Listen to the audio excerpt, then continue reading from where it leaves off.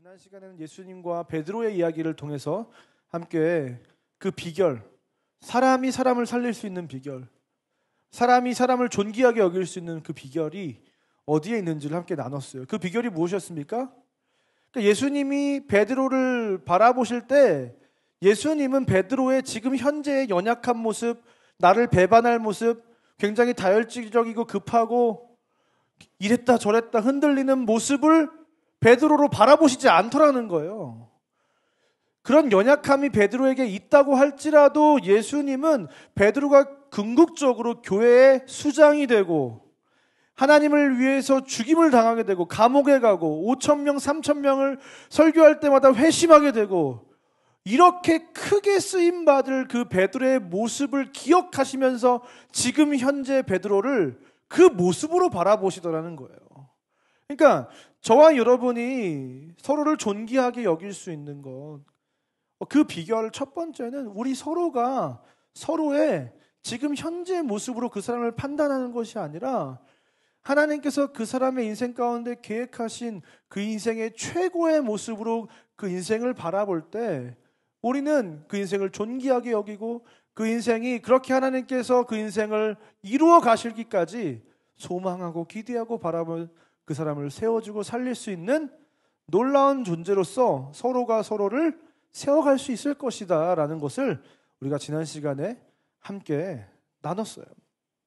사실 저도 생각하면 지금도 참 부족한 점이 많지만 사실 지금도 이 모양인데 전도사 때는 제가 어땠겠어요? 굉장히 혈기도 강하고 말 안 듣고 다행이라고 할 수는 없는데 제가 딱 부임했을 때 담임 목사님이 안 계셨어요. 그 췌장암에 걸리셔가지고 담임 목사님이 안 계셨는데 어쨌든 그 교회가 어떤 교회였냐면 굉장히 전통적이고 그 이북에서 내려오신 분들이 이렇게 세운 교회여가지고 한국 일반 보수적인 교회보다 더 보수적인 교회, 장로님들도 굉장히 많고 그런 교회였어요. 근데 제가 20대에 전도사로 거길 갔는데 저도 나름대로 파이팅도 넘치고 열심히 사역을 했지만 얼마나 미성숙하고 부족한 부분들이 많았겠어요. 사람들이 이제 흔히 하는 얘기로 전도사 나부랭이다 이런 얘기를 하는데요. 저는 전도사 나부랭이였어요. 아무것도 아니었어요. 그런데 이제 금요일마다 이제 전도사님들이 신대원을 갔다가 금요 예배 때 성도님들 오시는 거를 맞이하는 이 안내 인사를 하거든요. 그러면 이제 뭐 성도님 안녕하세요 인사하면 어떤 분들은 악수를 청하시기도 하시고 선생님 안녕하세요 이렇게 하시기도 하고 뭐 전도사님이니까 전도사님 안녕하세요 이렇게 하는데 한 분이 유독 걸려요. 어떤 분이었냐면 그 교회 수석 장로님이세요. 거의 70, 은퇴를 한 1년 앞두신 장로님이셨는데 교장 선생님으로 은퇴를 하시고 굉장히 그냥 좋은 분이셨어요. 그런데 금요일날 저한테 인사하실 때마다 어떻게 인사하시냐면 전도사님 안녕하십니까? 악수를 청하시면서 꼭 이렇게 얼마나 부담스러워요. 제가 20대고 그분이 70, 거의 70이시면 거의 사실은 손주뻘인데 저한테 맨날 그렇게 인사를 하시는 거예요. 수요 예배나 주일 오후 예배 때 제가 뭐 가끔씩 어른 설교를 할 때가 있으면 전도사인데 솔직히 전도사인데 어른 설교 해가지고 뭐 얼마나 대단한 설교를 했겠어요. 목사님 설교에 은혜 많이 받았습니다. 이러면서 너무나 황송하게 이걸 이렇게 내가 이건 아닌데 싶을 정도로 저한테 그렇게 대하시는 거예요. 근데 그 순간에는 그냥 저는 그렇게 생각했어요. 아, 이분 정말 겸손하시고 인품이 좋으시고 훌륭하셔서 이런 분은 이렇게 하시나 보다 저는 그렇게 생각을 했는데 지금 와서 생각해 보니까 이분은 저를 그냥 전도사 나부레기로 본 게 아니라 언젠가는 목사님이 되고 언젠간 이렇게 당회장 목사가 되고 해서 많은 사람들에게 하나님의 말씀을 전할 귀한 목사님이 되실 분이다 라고 생각을 하신 거예요. 마치 시몬을 베드로로 보셨던 예수님처럼 이분은 저를 그런 존재로 제 인생의 최고의 정점으로 저를 바라보시면서 저에게 그렇게 굉장히 존대하시고 예의를 차리신 것 같아요. 그러니까 옛날에는 그랬잖아요. 전도사님을 봐도 우리 어르신들은 뭐라고 생각했어요? 주의 종이다, 주의 종이다 하면서 존귀 여기고 존경했잖아요. 그러니까 마찬가지예요. 저와 여러분 나는 순원이고 나는 순장이고 너는 순원이야. 교회 생활을 하다 보면 그런 거 많잖아요. 나는 장로고 나는 권사고 나는 안수집사고. 근데 그게 중요한 게 내가 지금 현재 누구인가가 중요한 게 아니라 지금은 진짜 말 안 듣는 순원이고 저분 절대로 뭐 될 수가 없겠다. 순장은 절대 못 시키겠다. 뭐 이런 분들이 계실 수도 있고. 그러나 하나님의 눈 속에서는 그들이 언젠가 권사가 되고 언젠가 장로가 되고 하나님의 나라에 크게 쓰임당할 정말로 많은 영혼을 하나님께로 돌아오게 할 수 있는 시몬이 아니라 베드로로 우리 모두를 그런 식으로 하나님은 바라보고 계시다는 거예요. 여러분, 이렇게 서로가 서로를 빛나게 할 수 있는 첫 번째 비결은 서로의 현재의 모습이 아니라 영원 속에서 그 인생의 최고의 정점으로 인도하시는 그 하나님의 눈으로 그 인생의 최고의 순간을, 영광스러운 순간을 우리는 그 인생의 현재의 모습으로 미리 바라봐다 주는 것. 그것이 우리가 서로를 세워갈 수 있는 첫 번째 비결이었어요. 그렇다면 두 번째, 오늘 이 시간에는 서로가 서로를 빛나게 할 수 있는 보다 근원적인 이야기를 한번 해보려고 합니다. 오늘 본문을 보니까 여러분이 너무나도 잘 아시는 기드온이라는 사람이 등장하고 있어요. 근데 이 기드온이 지금 사사로 부름을 받았었던 그 시기는 어떤 시기였냐면 이스라엘 자손이 또 여호와의 목전에 악을 행하였으므로 이스라엘 백성들이 또 여호와의 목전에 악을 행했다는 거예요. 하나님을 배반하고 이방신을 섬기고 또 그런 식으로 여호와 앞에서 악을 행하였으므로 하나님께서 어떻게 하셨다고요? 7년 동안 그들을 미디안의 손에 넘기십니다. 그러니까 이 미디안에게 굉장히 7년 동안 고생을 당하게 하시는데 어느 정도로 고생을 당하게 하시냐면 3절과 4절을 보니까 이스라엘이 파종한 때면 미디안과 아말렉과 동방 사람들이 치러 올라왔다는 거예요. 여러분 생각을 해보세요. 뭘 수확할 때도 아니고 파종밖에 안 했는데 막 쳐들어와서 어떻게 했다고요? 진을 치고 가사에 이르도록 토지 소산을 멸했다. 그냥 싹쓸이를 했다는 거예요. 이스라엘 가운데 먹을 것을 남겨두지 않았고 양이나 소나 나귀도 남기지 않고 이스라엘에 먹을 수 있는 거, 쓸 수 있는 거, 자기들에게 유용한 거는 다 가져가 버렸다는 거예요.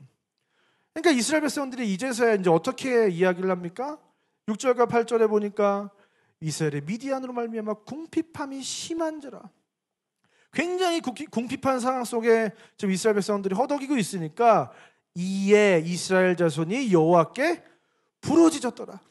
그러니까 그제서야 고통을 당해서야 궁핍함이 심해져서야 이스라엘이 결국 하나님께 부르짖기 시작했다는 거예요. 이스라엘 자손이 미디안으로 말미암아 여호와께 부르짖었으므로. 여러분 이 사사 시대는 계속 이 패턴이 반복이 되거든요. 죄를 짓고 심판을 받고 부르짖으면 하나님께서 사사를 세우시고 사사를 보내주셔서 그 사사를 통해서 이스라엘을 다시 구원하시고 이 형태가 계속 반복이 되는 거예요. 근데 그때 보내신 사사가 누군 거예요? 바로 이 기드온이라는 사람입니다.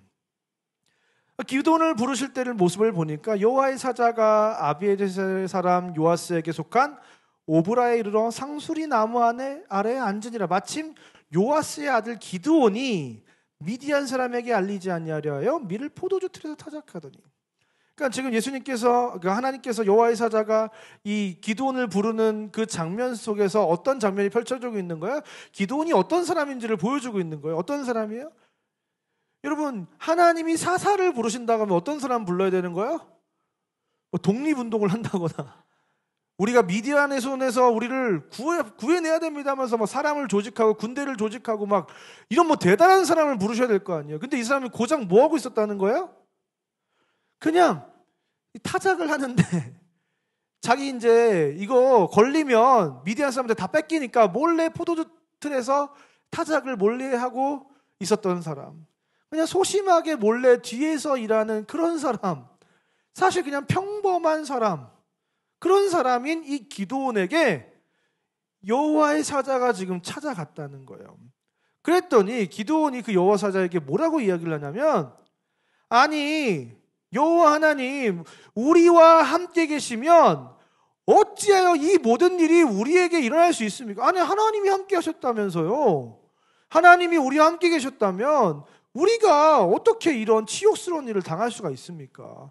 아니, 조상들에게 들어보니까 애굽에서 인도하실 때 기적도 많이 행하시고 대단한 일들을 하셨다고 하는데 왜 그 기적을 지금 베풀고 계시지 않으신 겁니까? 여호와 하나님께서 우리를 버려서 미디안 손에 넘기신 것입니까? 하고 하나님의 사자에게 엄청나게 항변을 하고 불평을 하고 원망을 하고 이 모든 건 하나님 책임입니다 하고 하나님께 탓을 하고 책임을 전가하기 시작했다는 거예요. 근데 사실은 객관적으로 봤을 때 누구 잘못이에요? 이스라엘이 죄를 지어서 고통을 당하고 있는데 자기의 잘못은 생각하지 않고 하나님만 탓을 하고 있는, 너무나도 연약하고 미성숙하고 신앙적으로도 정말 보잘것없는 사람이 바로 이 기드온이었다는 거예요. 근데 이 기드온이 어떻게 합니까? 하나님께서 그래서 이제 이 기드온을 불러서 세우실 때 너는 가서 이 너의 힘으로 이스라엘을 미디안의 손에서 구원하라. 내가 너를 보낸 것이 아니야. 내가 너를 보냈고 너는 가서 이스라엘을 구원하기만 하면 된다. 구원해라 하니까 이 기드온이 뭐라고 말하는 거예요? 대답하되 오 주여 내가 무엇으로 이스라엘을 구원하리이까? 아니 하나님 제가 뭐라고 구원을 합니까?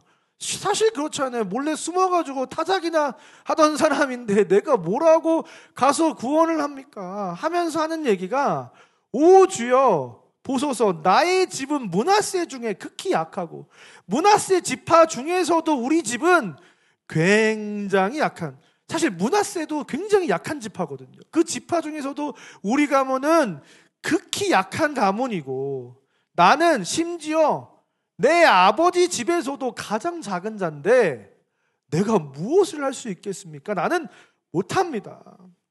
하나님이 살아계신 하나님이 그 앞에 있고 그 하나님이 명령하시고 그러면 하나님이 알아서 하시겠지 하고 갈 수도 있잖아요 사실은.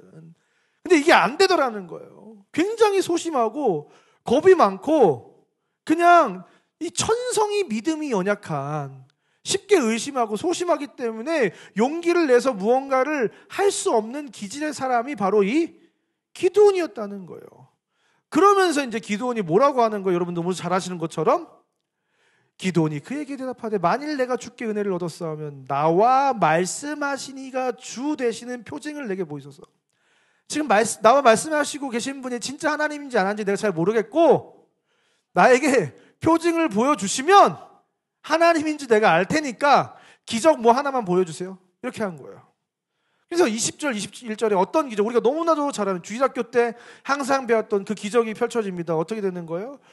그러니까 막 이제 제사를 드리려고 가져왔다가 고기와 무교병을 국을 가져왔습니다. 그러니까 이 바위 위에 놓고 고기와 무교병을 바위 위에 놓은 다음에 국을 부으라고 했어요. 축축하게 젖었겠죠? 근데 어떤 일이 벌어지는 거예요? 이 바위에서 갑자기 불이 나와가지고 마치 엘리사의 번제단처럼 그 모든 재물을 사른 거예요. 완전히 젖어 있었던 그 재물들이. 표징을 보여줬으면 어떻게 해야 됩니까, 여러분? 하나님이 나와 함께 하시는구나. 와, 이분이 정녕 나의 하나님이시구나 해야 되잖아요. 실제로 기드온이 그랬어요. 근데 기드온이 그가 여호와의 사자인 줄 알고 이르되 슬프도소이다. 주 여호와여 내가 여호와의 사자를 대면하여 보았나이다.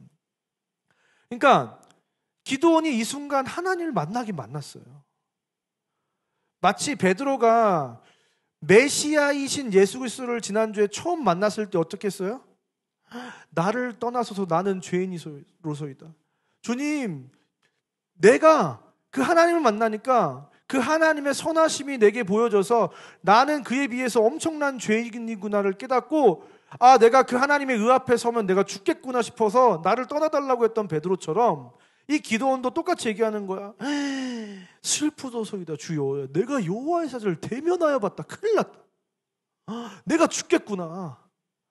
실제로 참 하나님의 존재를 인식한 거예요. 그 순간. 그래서 하나님께서 안심시키신다고 이렇게 말씀하신 거예요. 여호와께서 그에게 이르되 너는 안심하라 두려워하지 말라 죽지 아니하리라 하시니라. 그래서 진짜 하나님을 만난 겁니다. 그때 오늘 24절 말씀을 잘 기억해 놓으세요. 마지막에 다시 등장할 텐데요. 그때 기드온이 여호와를 위하여 거기서 제단을 쌓고 그것을 여호와 샬롬이라 하였더라. 기드온이 너무 하나님을 만난 것에 감격해서 제단을 쌓고 그 이름을 여호와 샬롬이라고 했다고요. 샬롬은 뭐예요? 화평, 평화잖아요. 지금 여호와는 평강이시다가 어떻게 고백되어질 수 있냐면, 나는 하나님 앞에서 죄인이고 죽을 수밖에 없는데 하나님이 나를 만나 주셨고 나와 하나님과의 관계를 화목하게 하셔서 원수되었던 내가 이제 하나님과 화목하게 되어서 죽을 수밖에 없는 죄인인 내가 죽지 않고 하나님과 함께하게 되었다, 하나님과 화목하게 되었다는 차원에서 지금 그것에 대한 감사와 확인과 또 기념의 의미로 여호와 샬롬이라고 하는 제단을 쌓았다는 거예요. 그러면 이제 이러한 기도원을 통해서 하나님의 놀라운 일을 이루시고 기도원도 더 담대하게 하나님의 일을 해야 할 것 같은데, 25절을 보니까 하나님이 이렇게 말씀하십니다. 그날 밤에 여호와께서 기도원에게 이르시되 내 아버지에게 있는 숫소 곧 7년 된 둘째 숫소를 끌고 오고 내 아버지에게 있는 바알의 제단을 헐며 그 곁에 아세라 상을 찍고. 여러분, 놀라운 건 뭐예요? 이 기도원의 아버지가 집에 바알의 제단을 가지고 있는 사람이었다는 거예요. 굉장히 지독한 우상 숭배의 가문이었다는 겁니다.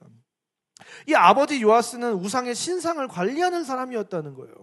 11절을 보니까 여호와의 사자가 아비에셀의 사람 요아스에게 속한 오브라에 이르러 상수리 나무 아래 앉으니라. 여러분, 지금 이 상수리 나무라는 건, 여러분 옛날에 시골 마을에 가면 큰 나무가 뭐예요? 거기 영험한 나무인 거잖아요. 거기 어떤 신적인 능력이 있는 거잖아요. 그래서 막 사람들 뭐 줄 달아놓고 거기다 기도하고 뭐 이렇게 하는 거잖아요. 그러니까 실제로 이 등장하는, 성경 속에서 등장하는 많은 상수리 나무들은 그러한 신수로 여겨진 거예요. 그러니까 우리나라 치면 뭐 선앙당 같은 것이 바로 이 상수리 나무였다는 거예요. 근데 그 상수리 나무 있는데 이 요아스가, 이 기드온의 아버지인 요아스가 거기 죽치고 앉아 있었다는 것은 그걸 다 관리하는 직책을 맡은 사람이었다는 거예요. 이 기드온은 그런 가문에서 태어난 사람이에요. 우상을 숭배하고 우상을 관리할 정도로 죄악된 가문, 죄와 뒹굴면서 살아가는 가문 속에서 살아왔던 것이 바로 이 오늘 본문의 기드온이에요. 근데 이제 하나님이 명령하신 거예요. 너네 아버지 집에 있는 그 바알의 제단을 허물고 그 곁에 있는 아세라의 목상을 찍어버리라는 거예요. 그래서 그거를 가지고 어떻게 해라? 아세라 목상 찍은 거를 땔감으로 써가지고 번제를 드리라는 거예요. 가져온 그 숫소랑 같이 해가지고. 그래서 이제 27절에 이에 기드온이 종 10사람을 데리고 여호와께서 그에게 말씀하신 대로 행하되. 여러분, 기드온이 합니다. 그런데 어떻게 해요? 그의 아버지의 가문과 그 성읍 사람들을 두려워함으로 이 일을 감히 낮에 행하지 못하고 밤에 몰래 행하니라, 이런 거예요. 그러니까 하나님이 나타났고 기적을 보이셨고 표징을 보이셨고, 와, 이 하나님, 여호와 샬롬 하나님 만나가지고 예배드리고 막 했는데 막상 바알과 아세라를 때려 부시려고 하니까 어떤 거예요? 그의 아버지와 그 아버지의 가문이 두려운 거예요. 가문으로부터 내가 완전 왕따를 당하겠구나, 완전 멸절당하겠구나. 그리고 그 성읍 사람들이 나를, 타 바알과 아세라를 지금 섬기고 있는 그 문화 속에서 내가 끝장이 나겠구나 라고 생각을 했던 거예요. 여러분, 사람의 기질이 변합니까? 안 변합니까? 안 변해요. 소심한 사람은 계속 소심해요. 연약한 사람은 계속 연약할 수 있어요. 사실 사람이라는 게. 표적을 보고도, 하나님을 대면하고도, 여호와 샬롬 하고도 사람을 두려워하더라는 거예요, 우리 인간은. 그래서 결국 이 일을 밤에 행했다는 거예요. 낮에 행하지 못하고 밤에 몰래 행했다는 거예요. 그러니까 사람들이 난리가 납니다. 누구의 소행이냐? 누가 갑자기 이 바알의 제단을 때려 부신 것이냐? 했더니 사람들이 이것은 기드온이 행한 것입니다. 누가 본 거예요? 누가 본 거예요? 그래서 밤에 했지만 다 봤어요. 어떻게 된 겁니까? 네 아들을, 요아스에게 찾아와서 사람들이 네 아들을 끌어내라 해서 끌어내야 되는데, 요아스는 어쨌든 끌어내긴 하지만 내 아들이니까 살려야 돼요, 안 살려야 돼요? 그러니까 지혜를 발휘를 한 겁니다. 그래서 어떻게 한 거예요? 요아스가 자기를 둘러싼 모든 사람들에게 이르되 너희가 바알을 대신해서 지금 싸워주고 있는 거냐? 야, 근데 너네가 뭐 싸운다고 바알을 구원해 줄 수 있냐? 바알은 신인데 바알이 스스로 내 아들을 심판하지 않겠냐? 그의 제단을 내 아들이 파괴하였은즉 바알 자신이 자기 자신을 위해서 우리 아들과 싸울 것이다. 그렇게 이야기를 한 거예요. 그래, 그래라. 이렇게 된 거예요. 그러니까 그날에 이제 그때부터 바알이 기드온과 싸울 것이다 라고 해서 여룻바알이라는 별명이 이제 생기기 시작했습니다. 바알이 이제 기드온과 싸울 것이다. 여러분 생각해 보세요. 기드온이 소심한 사람이 아니에요. 굉장히 소심하고 두려움이 많은 사람인데 이런 상황이 됐어요. 결국 내가 우려하던 일이 발생한 거예요. 와, 내가 걸려가지고 죽겠구나. 이런 상황이 돼서 얼마나 불안 속에 있었을 거예요. 그런데 그때 이제 바알이 직접 찾아옵니까? 안 찾아옵니까? 바알이 직접 찾아오진 않지만 어떻게 해요? 33절을 보니까 미디안과 아말렉과 동방 사람들이 다 함께 모여서 요단강을 건너버렸어요. 그래서 이스라엘 골짜기에 진을 쳤다고요. 그러니까 바알이 직접 오지 않았지만 바알이 이 미디안과 이 아말렉과 동방 사람들을 다 불러서 나를 심판하려고 하는구나 하고 기드온은 극심한 스트레스와 두려움 속에 완전히 카오스에, 완전 멘붕에 빠진 상태였을 겁니다. 그때 이제 기드온이 어떻게 하는 거예요? 또 표적을 구하는 거예요.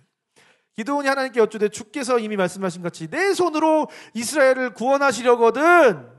이거 이제 우리가 너무나 잘 말씀하죠. 양털 한 뭉치를 타작마당에 제가 둘 테니까 만일 이슬이 이 양털에만 맺히게 되고 다른 바닥에는 땅에는 안 묻히게 되면 이게 진짜 하나님의 기적이라고 생각하고 제가 나가서 싸우겠습니다 한 거예요. 그때는 이튿날에 어떻게 된 거예요? 양털에만 이슬이 맺히고 땅바닥에는 완전 메말라가지고 양털을 이렇게 쫙 짰더니 어떻게 된 거예요?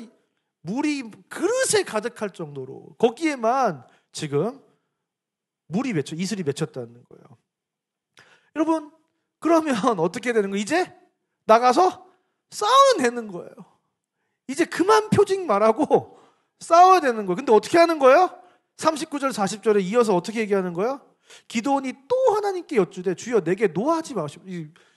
하나님이 화날 것 같으니까 또 표징을 보여달라고 하면 화날 것 같으니까 주여 내게 노하지 마옵소서. 내가 이번만 말할게요. 한 번만 더 말할게요 하면서 구하옵나니 내게 이번만 양털로 시험 한 번만 더 하게 해주세요 라고 해가지고 이번에는 양털은 마르고 땅바닥은 적셔지게 해주세요. 또 이걸 하는 거예요. 그럼 어떻게 된 거예요? 결국 이번에도 양털은 마르고 땅바닥은 또 적셔주시는 일이 발생을 한 겁니다. 하나님이 또 표적을 보여줬어요. 여러분 이럴 때 우리는 어떤 한 단어로 이 사람을 표현할 수 있을까요?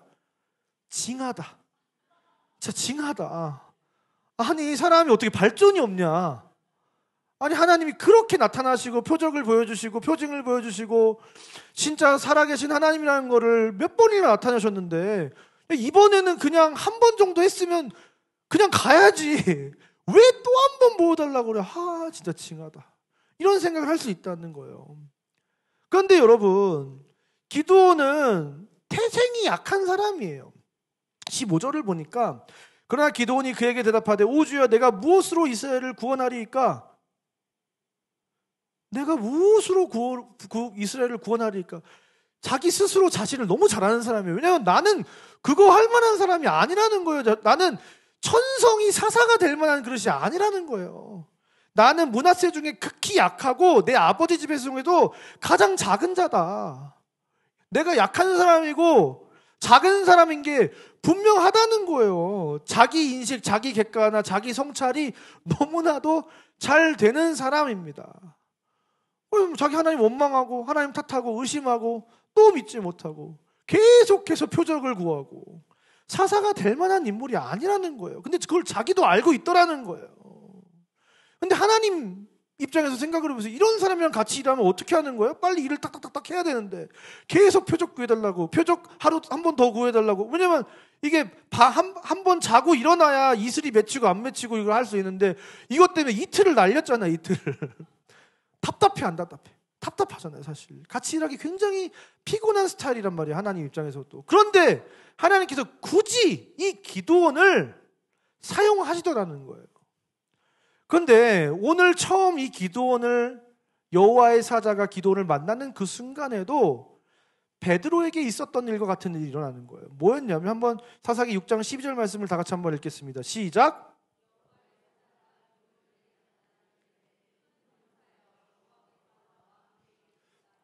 네, 여호와의 사자가 기드온을 처음 만나는 그 순간에 시몬을 베드로라고 부르셨던 것처럼 어떻게 부르고 있는 거예요?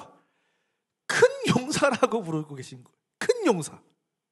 작은 자, 겁쟁이, 소심한 기드온이 아니라 하나님은 이 기드온을 처음 만나는 순간에 뭐라고 불렀다는 거예요? 큰 용사로 바라봤다는 거예요. 좀 근데 여기서 우리가 주목해야 될 것은 무엇이냐면 베드로는 어떤 변화가 있었잖아요. 처음에는 시몬이었는데 나중에 베드로가 되잖아요. 기드온은 처음에 소심했고 나중에도 소심해요. 베드로처럼 어떤 드라마틱한 변화가 인생에 없더라는 거예요. 그러면 지난 시간에 우리는 그 사람의 나중에 그 사람이 더 성숙해지고 나아지고 좋아질 모습을 기대하면서 그 사람을 바라보자고 했는데 다음 주에 조금 더 이야기를 나누겠지만 기드온은 더 나빠져요. 그럼 지금이 그나마 제일 나은 상태예요. 지금 어떤 기대를 해야 되는 거예요, 이 사람한테? 어떻게 할 거예요, 지금? 어떻게 기드온이 큰 용사가 될 수 있냐는 거예요. 큰 용사였던 적도 없고 큰 용사이지도 않고 앞으로도 큰 용사가 안 돼요. 근데 이 사람이 어떻게 큰 용사냐는 거예요. 우리가 기본적으로 큰 용사라고 하면 어떤 사람이어야 돼요? 굉장히 대범하고 용맹하고 어떤 상황에 흔들리지 않고 분명한 어떤 냉철한 판단력을 가지고 리더십을 가지고 이 군사들을 이끌고 나를 따르라 하고 나가야 되잖아요. 하나님이 내가 너에게 이 미디안을 붙였다. 넌 나가서 싸우라. 그러면 네 알겠습니다 하고 나를 따르라고 나가. 이게 사실은 큰 용사잖아요, 사실. 그런데 기드온은 한 번도 그런 적이 없다니까요. 그런데 어떻게 기드온이 큰 용사가 될 수 있는가? 그 인생 전반에서 결국 기드온에게 기대할 것이 없는데 어떻게 기드온은 큰 용사일 수 있는가? 이것이 오늘 이 시간 우리가 함께 고민해야 될 부분이라는 거예요. 그렇다면 기드온을 큰 용사로 볼 수 있는 근거는 무엇인가? 여러분 오늘 6장 12절 말씀을 다시 한번 읽어보도록 하겠습니다. 시작. 큰 용사여 여호와께서 너와 함께 계시도다 하매. 여러분 기드온이 아무리 계속해서 겁쟁이고 소심하고 믿음이 없고 표적을 구해달라고 하는 사람일지라도 기드온이 큰 용사일 수 있는 그 근거는 뭐예요? 여호와께서 너와 함께 계시도다.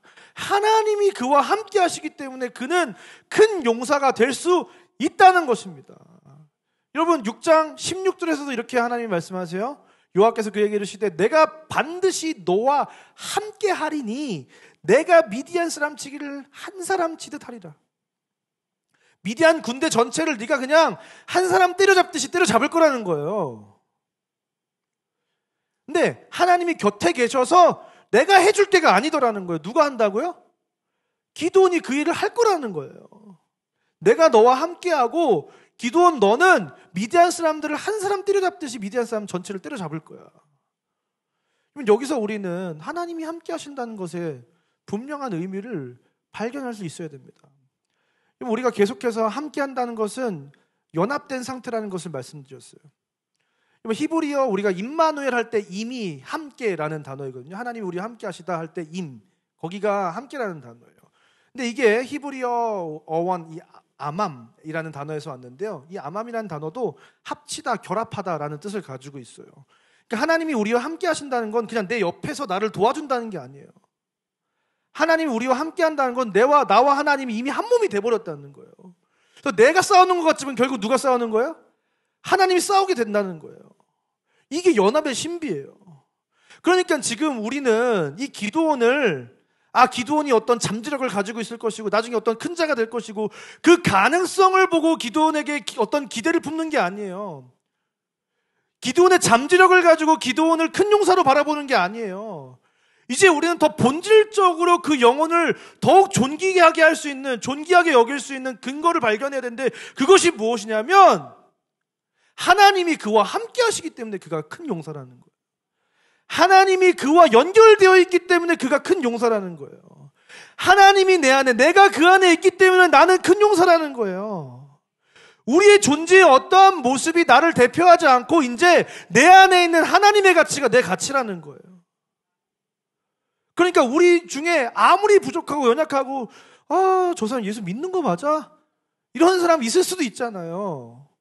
그럼에도 불구하고 그가 예수 그리스도를 믿어 구원을 받은 자라면 그 안에 하나님이 계시기 때문에 그 사람은 하나님만큼의 가치가 있는 거예요. 그 속에 하나님이 있으니까. 근데 우리는 그렇기 때문에 지금 그 사람이 어떤 꼬라지이든지 기도원과 같은 약함 가운데 있든지 그 사람의 어떠함으로 그 사람을 판단할 기준이 아무짝에도 쓸모가 없다는 거예요. 왜냐하면 아무리 그것이 마이너스 2만 점이라고 해도 그 안에 계신 하나님이 무한하시니까. 그 모든 것을 덮고도 남는 하나님의 인재가 그 인생 가운데 있기 때문에 그 존재는 반드시 복되고 귀하고 놀라운 존재. 그 가치의 크기는 하나님만큼의 크기.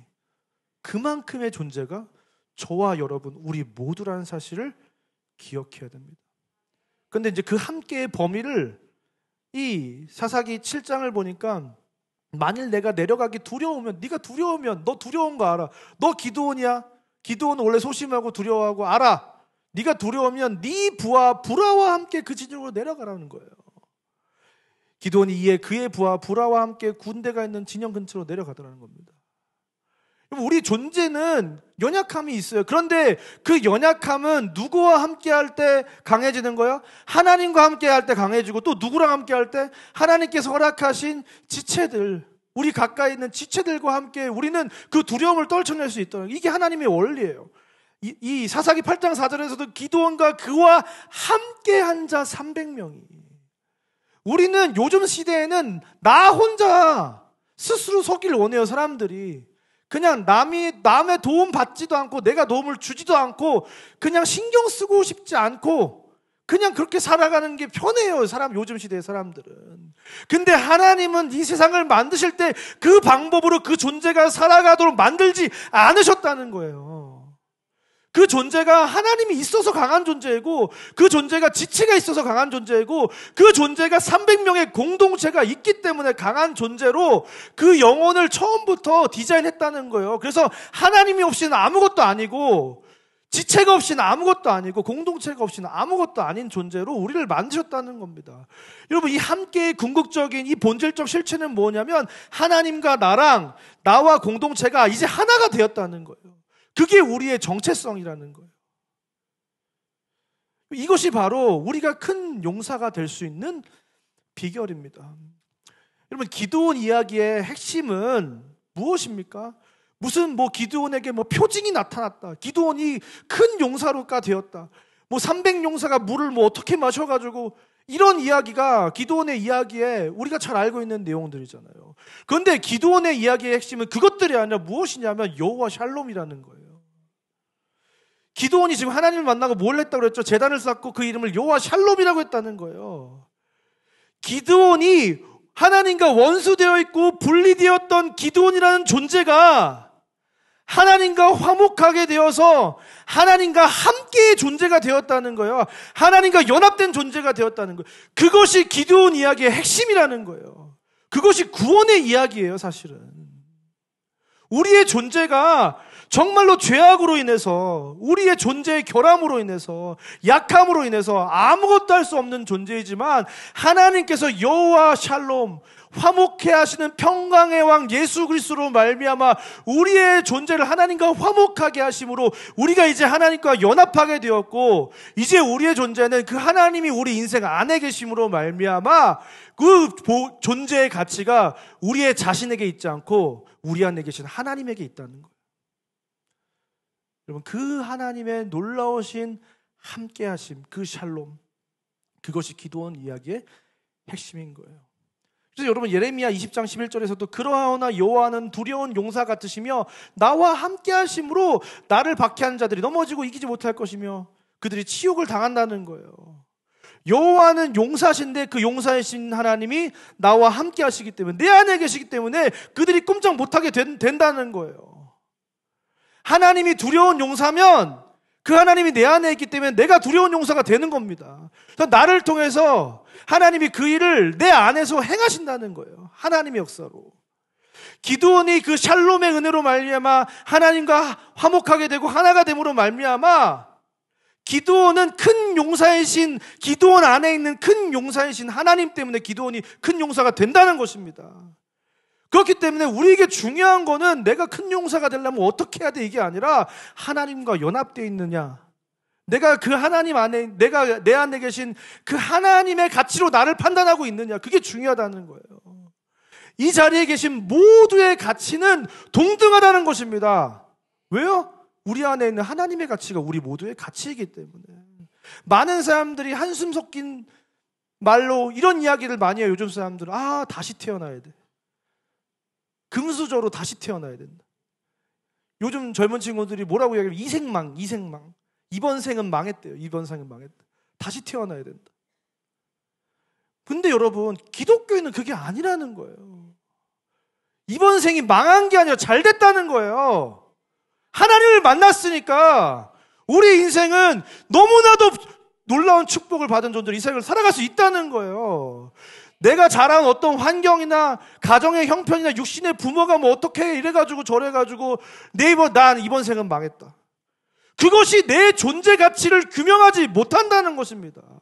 세상의 눈에는 내가 기드온처럼 극히 약한 자이고 여전히 작은 자이고 나를 통해서 뭐 대단한 일을 하나님이 할 수도 없는, 하나님의 일을 막 딜레이시키고 저지시키는 존재. 가진 것도 없고 뭐 능력도 없고 뭐 가정 환경도 뭐 뒷받침해주지 않는, 뭐 기드온의 아버지가 결국 뭐 한 사람이야? 우상 제단을 섬기는 사람이었잖아요. 아브라함의 아버지 누구예요? 우상 제단을 섬기는 사람, 우상을 섬기는 사람이잖아요. 근데 우리 아버지가 이제 누가 되었다는 거예요? 하나님이 우리 아버지라는 거예요. 근데 우리 아버지가 하나님인데 왜 우리의 가치를 세상의 기준에서 우리를 찾냐는 거예요. 예수님이 우리의 형제신데. 근데 그 하나님이 우리가 사랑의 연합으로 한 몸으로 우리와 연합되어 있기 때문에 우리는 보배롭고 존귀한 존재이고 하나님만큼의 가치의 존재이고 우리는 큰 용사일 수 있다는 것입니다. 사랑하는 상국의 성도 여러분, 아무리 우리 자신이 연약하고 스스로에게 기대할 것이 아무것도 없는 무가치한 존재로 여겨질지라도 우리가 우리 자신을 존귀하게 여길 수 있는 그 비결은 우리 안에 하나님이 계시기 때문인 줄 믿습니다. 우리의 존재의 어떠함과 상관없이, 우리의 어떤 존재의 가능성이나 잠재력과 상관없이 우리 안에 하나님이 계시기 때문에 우리는 그 하나님만큼의 가치와 영광과 능력을 소유한 존재인 줄 믿습니다. 그것이 바로 여호와 샬롬, 우리와 하나님을 화목케 하시는 그 하나님의 은혜로 말미암아 그 하나님 우리와 함께 하시기 때문에, 우리 안에 계시기 때문에, 우리와 한 몸을 이루셨기 때문에 우리 인생에는 소망이 있는 줄 믿습니다. 우리 인생에 있는 그 소망의 근거는 우리 안에 계신 하나님이신 줄 믿습니다. 그래서 우리가 조심해야 되는 거예요. 어떤 지체를 욕하면 결국 누구를 욕하게 되는 거예요? 그 지체와 한 몸을 누고 있는 하나님을 자연스럽게 욕하게 되는 거예요. 그 존재를 존귀하게 여기면 어떻게 되는 거예요? 그 안에 계신 하나님을 존귀하게 여기게 되는 거예요. 그래서 지극히 작은 자에게 한 것이 곧 나에게 한 것이라고 하나님 말씀하시는 거예요. 아무리 그 지극히 작은 자라고 할지라도 그 안에 하나님이 계시기 때문에 그 존재는 하나님의 가치이고 그 존재는 나를 대하듯이 돼야 된다는 거예요. 하나님을 대하듯이. 근데 지체와 또 나도 한 몸이기 때문에 지체를 욕하면 사실은 누굴 욕하는 거예요? 자기 자신을 욕하는 거예요. 그럼 이 시간 내 안에 있는 그 하나님으로 인해 나 자신을 존귀하게 여기는 은혜가 우리 가운데 있기를 주님의 이름으로 축원드립니다.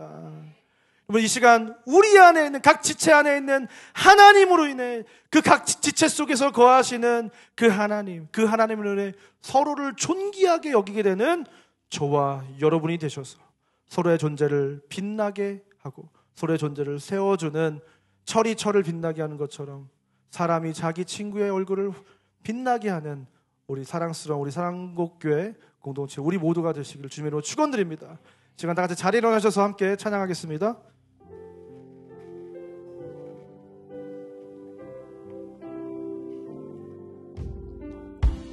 언제나 내 모습 너무나 부끄러워, 너무나 부끄러워. 무릎으로 주님께, 무릎으로 주님께 기도로 가오니. 나 홀로 서 있는, 나 홀로 서 있는 죽은 내 영 깨우사, 죽은 내 영 깨우사. 주님만 나를 깨워, 주님만 나를 깨워 내 영 살게 하소서. 주님 내 안에, 주님 내 안에, 주님 내 안에, 내 안에 계시고, 내 안에 계시고, 주님 내 안에, 주님 내 안에, 주님 내 안에 나를 세워주시옵소서, 나를 세워주소서. 언제나 내 모습, 언제나 내 모습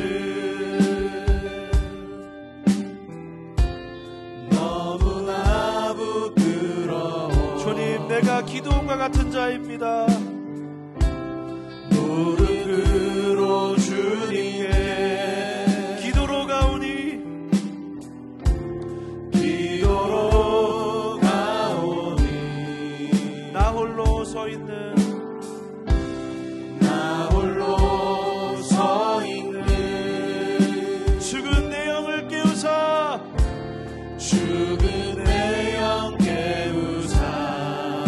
주님만 나를 깨워, 주님만 나를 깨워 내 영 살게 하소서. 주님 내 안에, 주님 내 안에, 주님 내 안에, 내 안에 계시고, 주님 내 안에, 주님 내 안에 나를 세워주소서. 다시 한번 고백합니다. 주님 내 안에, 주님 내 주님이 내 안에 계십니다. 주님 내 주님이 우리 안에 계십니다. 내 안에 우리의 가치는 하나님만큼의 가치인 줄 고백합니다. 주님 내 안에, 나를 세워주소서. 여러분, 우리는 여호와 샬롬, 우리를 하나님과 화목케 하심으로 말미암아 하나님이 우리 안에 계시고 우리가 하나님 안에 거하게 돼서 우리의 가치는 우리의 어떠함이 아니라 우리에 계신 하나님만큼의 가치가 저와 여러분의 가치인 줄 믿습니다. 이 자리에 있는 모든 한 영혼 한 영혼의 가치는 예수 그리스도, 우리 안에 계신 보배이신 예수 그리스도만큼의 가치인 줄 믿습니다.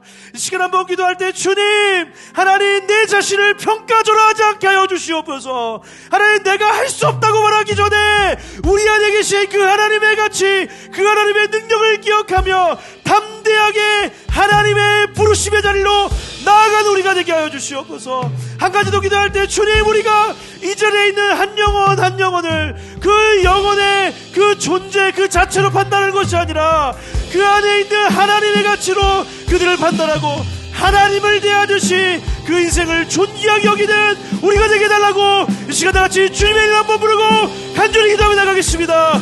주여, 오 살아계신 하나님 감사합니다.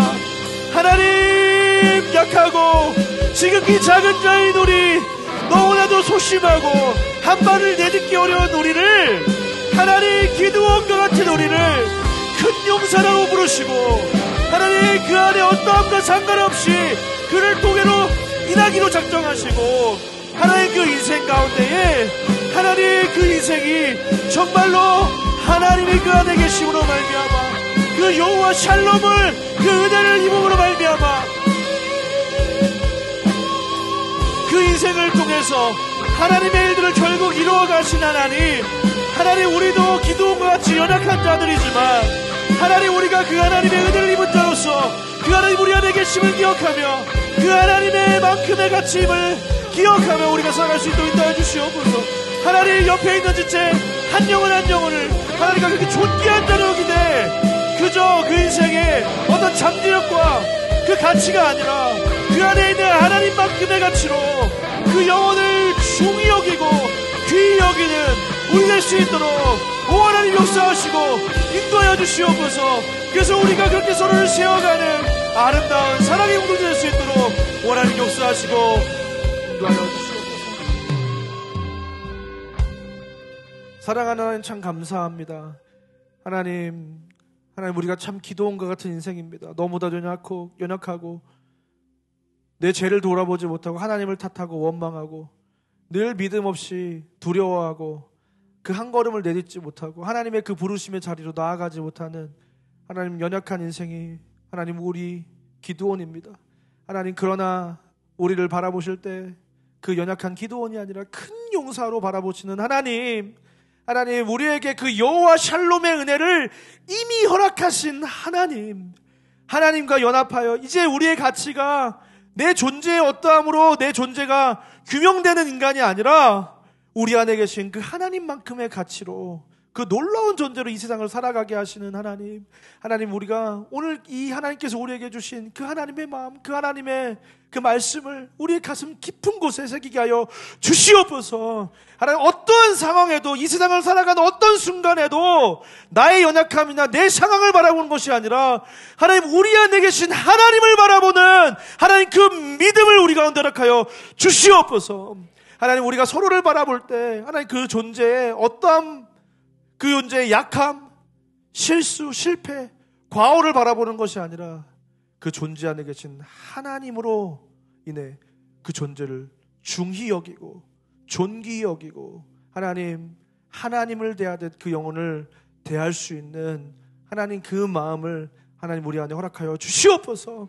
하나님, 그래서 서로를 그렇게 존귀히 여기는 가운데 하나님만큼의 가치로 여기는 가운데 하나님 우리 안에 그 섬김과 사랑이 우리 안에 흘러넘쳐서 하나님, 세상은 생각할 수도 없고 이 하나님 나라 안에만 있는 이 여호와 샬롬의 신비가 그 비밀한 일들이 우리 가운데 풍성하게 하나님 역사돼서 하나님 우리를 통해서 세상은 줄 수 없는 그 샬롬, 그 평화, 하나님이 우리 안에 계시는 그 평화의 근원된 그 하나님의 그 능력과 그 하나님의 이름과 그 영광과 권능과 지혜가 하나님 우리의 이웃하는, 우리가 마주하는, 가까이 하는 많은 하나님을 아직 알지 못하는 사람들에게 전달되어서 많은 사람들이 우리를 통해서 그 하나님 여호와 샬롬 되신 하나님을 경험하게 되는 하나님 우리 모두가 다 되게 하여 주시옵소서.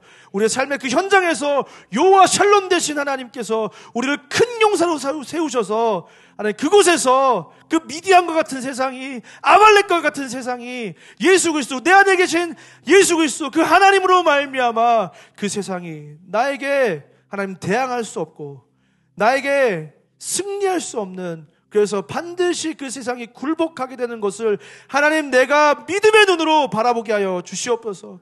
그 놀라운 역사가 내 인생 가운데 나타나게 하여 주시옵소서.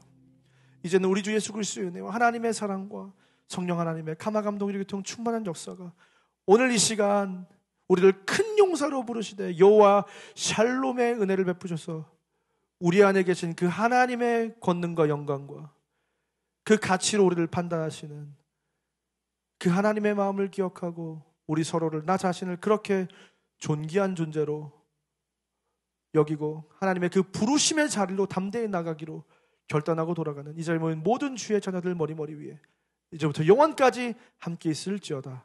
아멘.